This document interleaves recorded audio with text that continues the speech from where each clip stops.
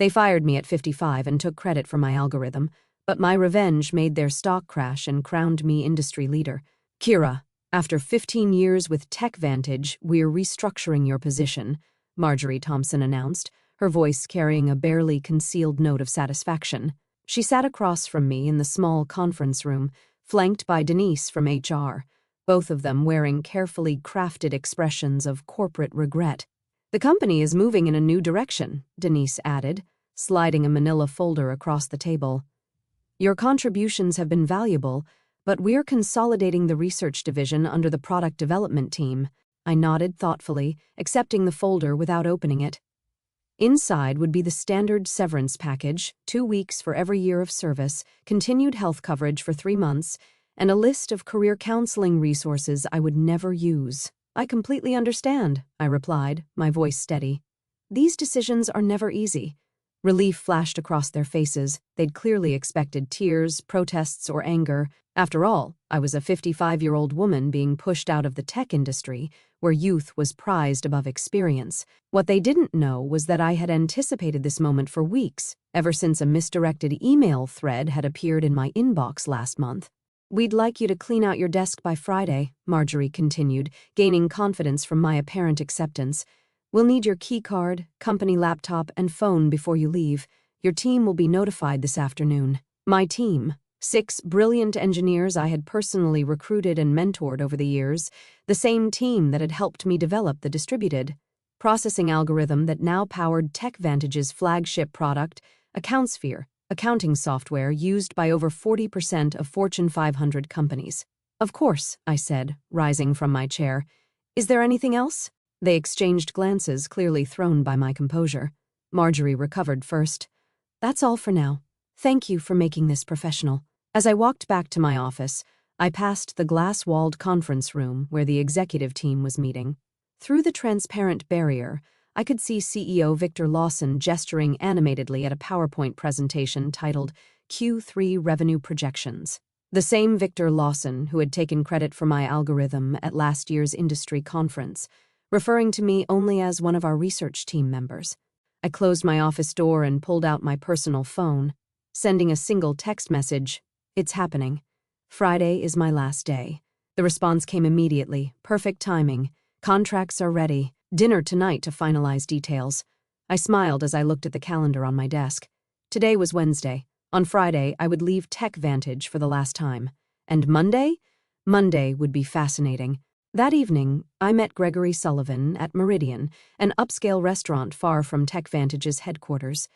As the CEO of Precision Systems, TechVantage's largest competitor, Greg knew the value of discretion. He'd reserved a private dining alcove in the back, shielded from curious eyes by elegant Japanese screens. They actually did it, Greg said, shaking his head after we ordered.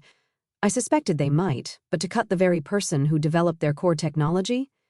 Victor never understood what I actually created, I replied, sipping my water. He saw the implementation, the user interface, the marketing potential, but the underlying architecture? That was just tech stuff to him. The irony was almost too perfect. 3 months ago, I discovered the patent application for my distributed processing algorithm had never been filed by TechVantage's legal team, an oversight they'd claimed when I inquired. They'd assured me they'd handle it immediately, but something about their response had seemed off, prompting me to check the company's internal documentation. That's when I found it.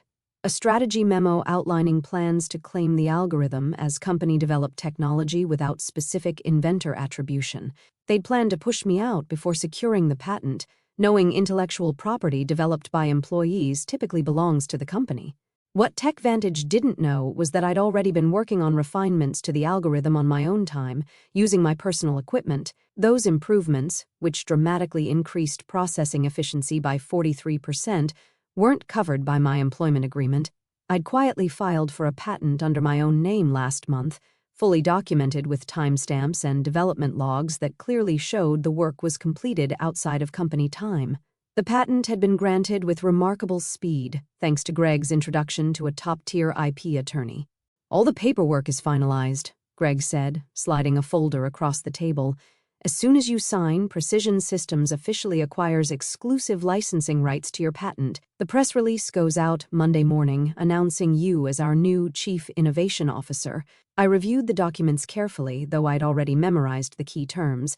A 7-figure signing bonus, substantial equity in Precision Systems, and ongoing royalties from all products using my algorithm. "What do you think Victor's face will look like when he realizes what's happened?" Greg asked, unable to hide his satisfaction at the prospect. "I'm more concerned about my team," I admitted. "They don't deserve to be caught in the fallout." Greg nodded. "Already addressed. We have positions for all 6 of them if they're interested. Senior roles with significant raises." I signed the final page and closed the folder in one elegant move. I had secured my future, protected my team, and positioned my work for new beginnings. "To new beginnings," Greg said, raising his glass. "And to owning your own value," I added, clinking my glass against his. Thursday and Friday passed in a blur of exit interviews, knowledge transfer meetings, and saying goodbye to colleagues. I maintained my professional composure throughout, even as rumors spread across the company. Administrative assistants gave me sympathetic glances in the hallways. Junior developers approached awkwardly, asking if I'd provide LinkedIn recommendations before I left. I documented everything meticulously, every project, every password, every process, knowing full well that TechVantage would soon discover just how thoroughly they needed me. My decision to leave comprehensive transition notes wasn't kindness. It was evidence that I had acted in good faith while the company had not.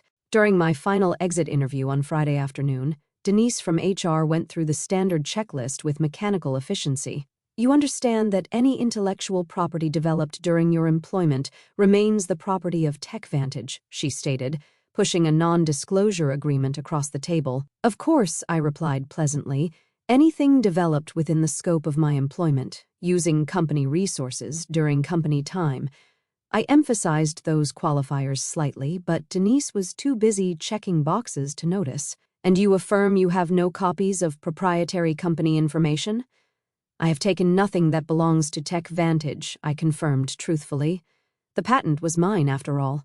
As I packed the personal items from my desk, family photos, a collection of conference badges marking 15 years of industry events, the coffee mug my team had given me last Christmas, Marjorie stopped by, leaning against my doorframe with artificial casualness. "I just wanted to check that everything's clear for your departure," she said, watching me place items into a cardboard box.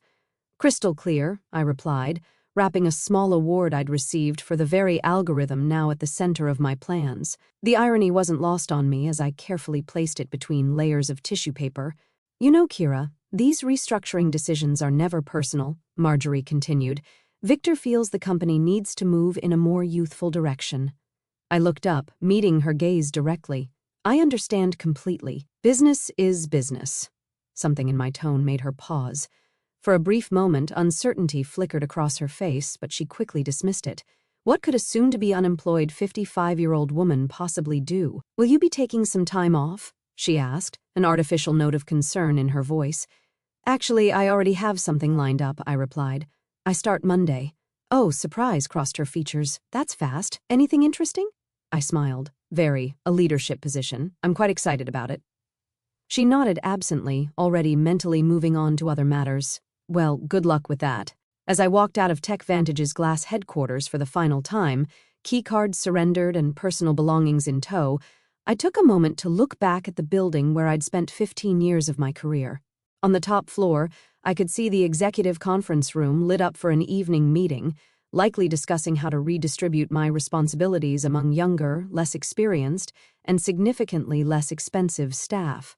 Little did they know that in less than 72 hours, that same room would be hosting an emergency crisis meeting instead. Monday morning dawned bright and clear. I dressed carefully in my new charcoal suit, a power outfit I'd purchased specifically for this day. The Precision Systems town car arrived precisely at 7:30 a.m.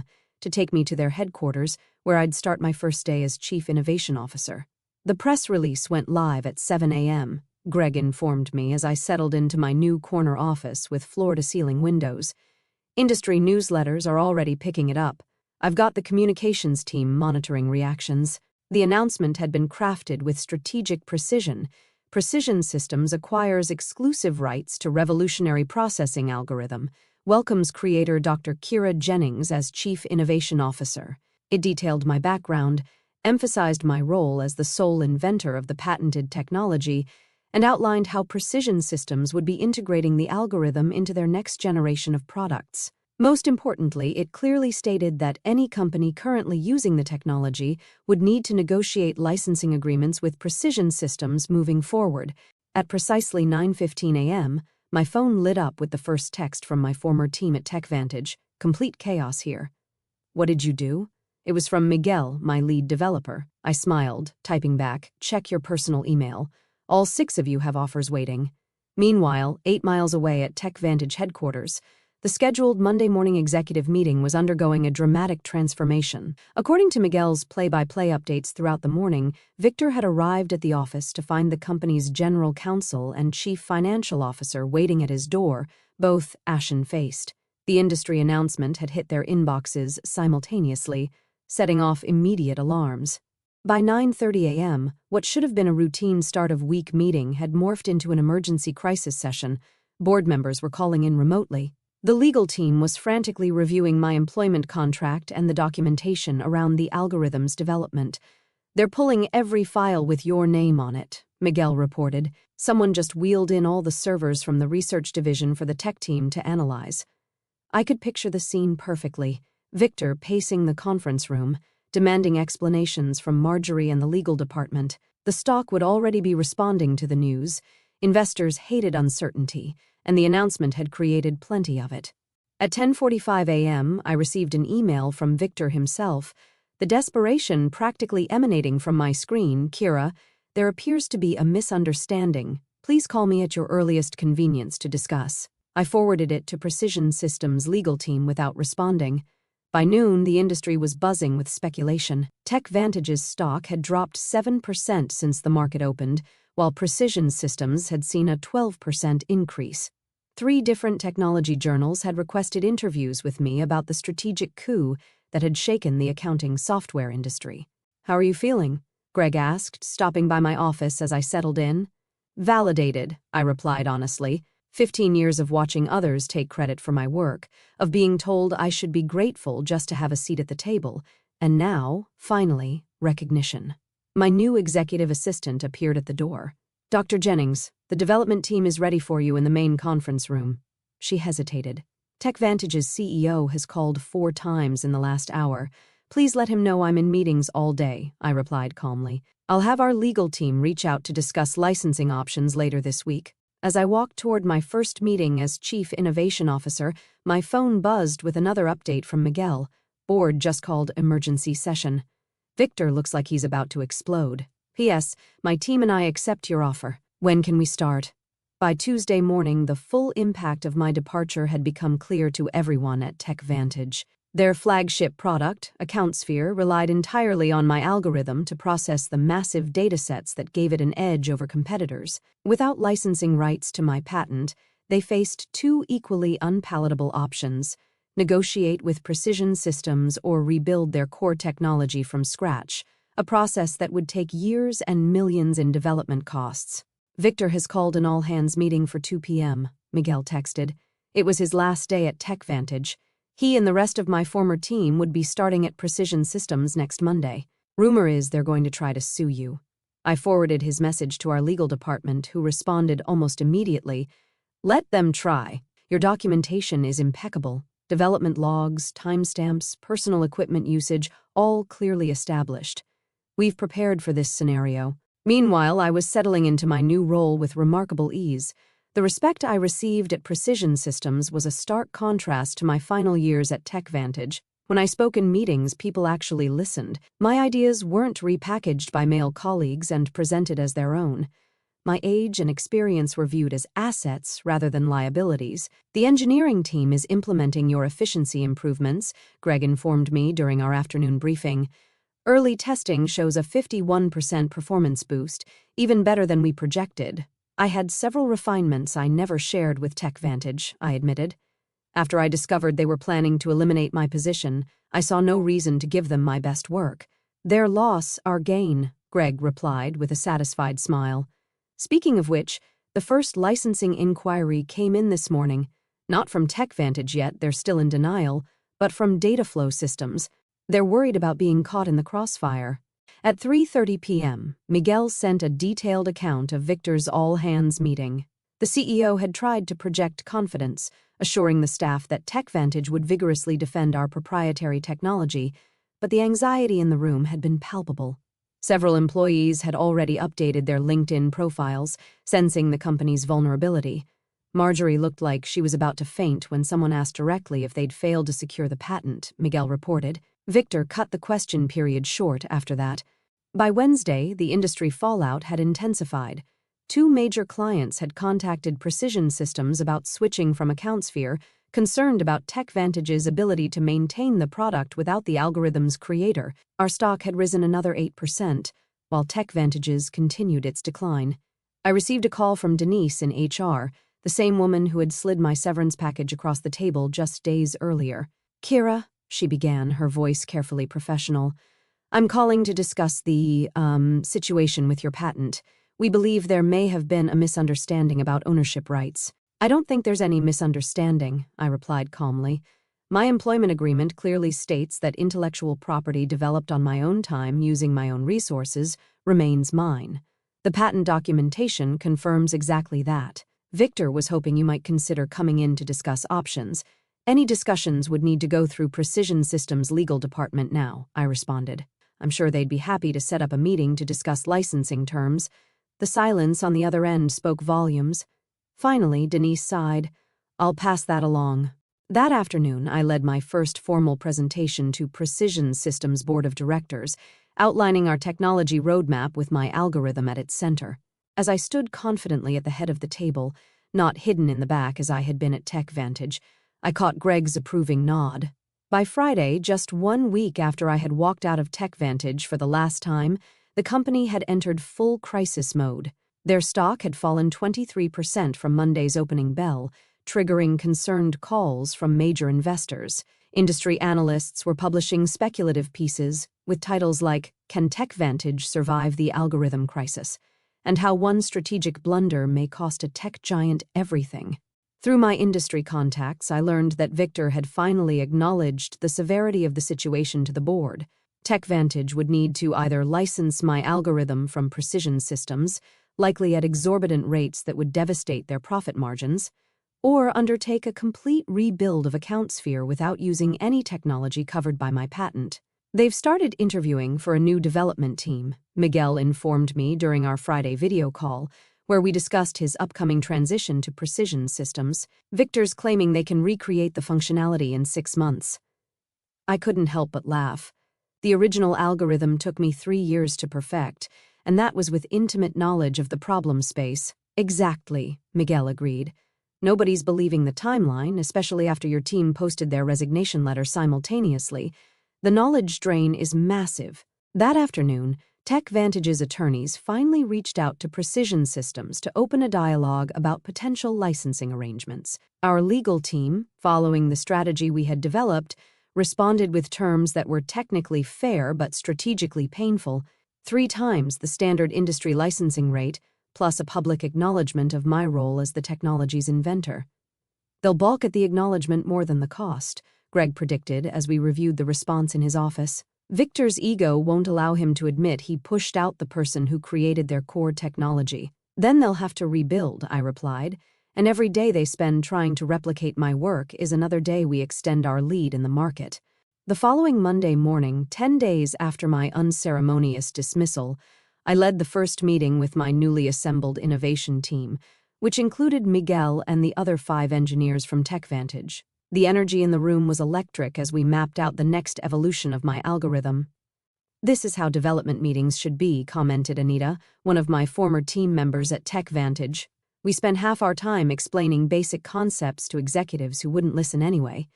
"That's the difference between being valued and being seen as replaceable," I replied. "Here, your expertise is recognized." As we wrapped up the productive session, my assistant appeared at the door. "Dr. Jennings, there's been a significant development with TechVantage. Their board just announced an emergency leadership change. Victor Lawson is stepping down, effective immediately." The news spread quickly. Within hours, industry publications were reporting that TechVantage's board had lost confidence in Victor's leadership following the patent oversight that threatened the company's flagship product. Marjorie Thompson was also out, along with the head of legal, who had failed to properly secure the patent. That evening, I received an unexpected email from Richard Donovan, TechVantage's newly appointed interim CEO. Unlike Victor's desperate message from the previous week, this one was straightforward and respectful. "Dr. Jennings, congratulations on your new position.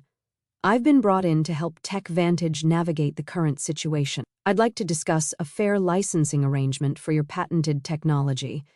We're prepared to acknowledge your contributions publicly and make appropriate amends for the oversights of previous management. Would you be available to meet next week?"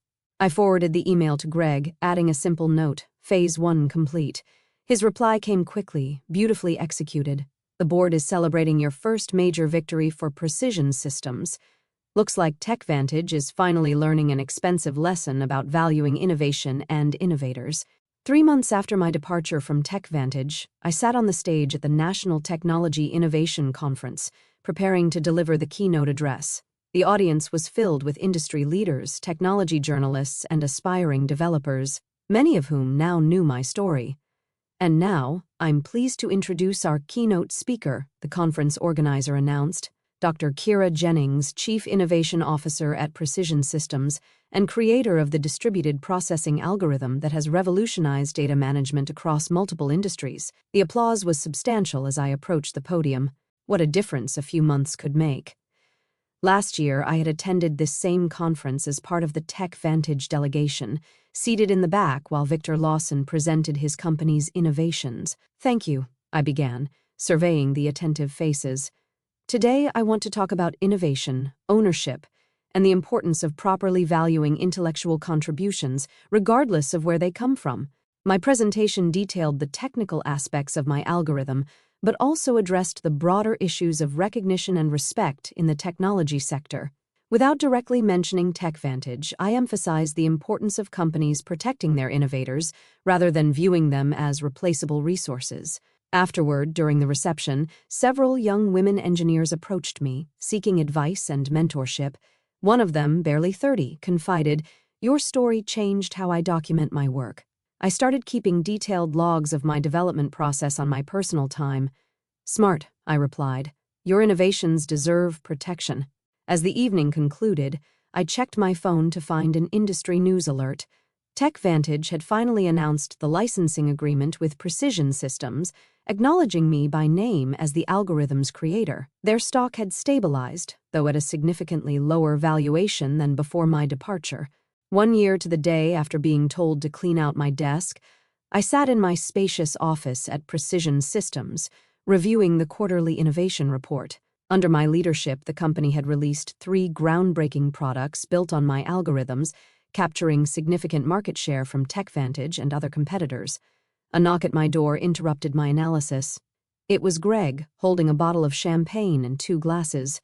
"Happy anniversary," he said, setting the glasses on my desk. "The board asked me to share the news with you personally before the public announcement. Precision Systems has officially surpassed TechVantage in market valuation for the first time in company history." I smiled, feeling not triumph but a quiet satisfaction. That's what happens when you value innovation properly. As Greg poured the champagne, my assistant delivered a sleek envelope. Inside was an invitation to speak at Women in Technology's annual Leadership Summit. The topic, Owning Your Intellectual Value, How Proper Documentation Changed an Industry. "You've become something of an icon, you know," Greg commented, noticing the invitation. "The story about the executive who didn't recognize what she had until it was gone has become a cautionary tale in corporate boardrooms." Richard Donovan, who had remained as TechVantage's CEO after the crisis, had implemented sweeping changes in how the company recognized and rewarded innovation. Their new policies on intellectual property protection and inventor recognition were reportedly modeled after the program I had established at Precision Systems. "It was never about revenge," I said, raising my glass in a toast. "It was about recognition, about showing the industry that innovation isn't anonymous. It comes from real people who deserve real credit." "To proper recognition," Greg agreed, clinking his glass against mine, As the afternoon sun streamed through my office windows, I reflected on my journey.